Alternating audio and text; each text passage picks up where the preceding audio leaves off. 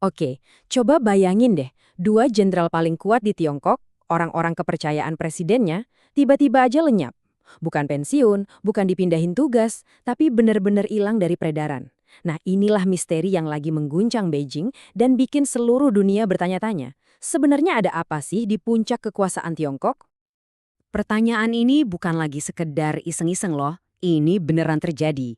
Sebuah krisis di jantung komando militer Tiongkok yang bikin para analis global garuk-garuk kepala. Ini dia faktanya. Di akhir tahun 2025, dua pilar utama militer Presiden Xi Jinping tiba-tiba aja nggak kelihatan lagi di depan publik. Mereka ini orang-orang yang pegang kendali tentara, dan mereka, ya gitu, lenyap begitu saja. Jadi, ini bukan sekadar pergantian jabatan biasa ya. Ini tuh guncangan dahsyat, gempa politik di pucuk pimpinan Tiongkok. Dua orang ini namanya Jenderal Zhang Yuxia dan Jenderal Liu Zhenli. Dan mereka bukan pejabat tinggi biasa. Mereka adalah pemain kunci di Komisi Militer Pusat, badan yang mengendalikan seluruh angkatan bersenjata Tiongkok. Oke, jadi siapa sih sebenarnya dua jenderal yang jatuh ini? Nah, justru latar belakang mereka inilah yang bikin misterinya makin dalam. Pertama, kita bahas Jenderal Zhang Youxia. Kalau ada yang bisa disebut orang dalam sejati, ya dia ini orangnya. Posisinya di puncak kekuasaan itu kelihatannya aman banget. Sampai, ya itu, dia tiba-tiba lenyap. Karirnya itu luar biasa. Dia gabung militer dari umur 18, ikut perang, dan terus naik pangkat sampai akhirnya jadi Wakil Ketua Komisi Militer Pusat di tahun 2017. Posisi nomor 2 paling berkuasa di seluruh militer Tiongkok. Nah, disinilah letak kuncinya. Zhang itu bukan cuma jenderal biasa. Ayahnya itu teman seperjuangan ayahnya Xi Jinping. Dia itu seorang princeling, bagian dari elit politik Tiongkok dari lahir. Dia itu orang kepercayaan, bahkan teman keluarga. Inilah yang bikin kejatuhannya jadi terasa sangat personal dan mengejutkan. Terus ada Jenderal Liu Zhenli. Nah, kalau Zhang itu ibarat politisinya, Liu ini adalah operator lapangannya. Dia bukan princeling, tapi prajurit profesional sejati yang naik pangkat murni karena kemampuannya. Sebagai Kepala Departemen Staf Gabungan, Liu ini otaknya operasi militer modern Tiongkok. Dia yang ngurusin semua sistem komando, komunikasi, sampai intelijen. Jadi, menyingkirkan dia itu sama aja kayak mencabut sistem saraf pusat dari tubuh militer Tiongkok.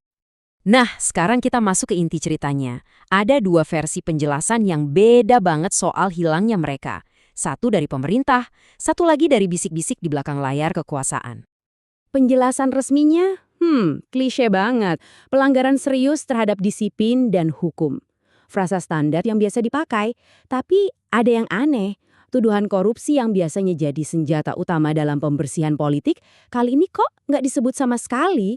Ini kayak petunjuk kalau ada sesuatu yang jauh lebih besar di baliknya. Jadi gini, di satu sisi ada cerita resmi yang ya gitu-gitu aja. Di sisi lain, ada rumor yang beredar di kalangan elit. Katanya ada upaya kudeta yang gagal atau tuduhan membocorkan rahasia nuklir ke Amerika. Gila kan? Yuk kita bedah rumor-rumor ini. Oke, sekarang kita hadapi pertanyaan terbesar. Apa ini beneran sebuah upaya kudeta terhadap Xi Jinping? Soalnya, kalau teori ini benar, wah, ini skenario paling berbahaya yang bisa terjadi. Kalau kita ikutin alur rumornya, kira-kira begini pemicunya. Ada ketidakpuasan yang udah numpuk, terus ditambah rasa takut pribadi dari si jenderal, katanya sih, inilah yang mendorong Zhang sampai ke titik puncaknya.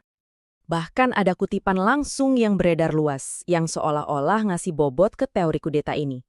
Ini melukiskan gambaran pengkhianatan dan kegagalan di tingkat paling atas. Tapi tunggu dulu, ada rumor alternatif yang gak kalah seriusnya. Kalau ini bukan soal pemberontakan, katanya ini soal pengkhianatan, menjual rahasia negara yang paling berharga ke musuh bubuyutannya. Jadi, kenapa semua ini penting buat kita? Kenapa kita harus peduli?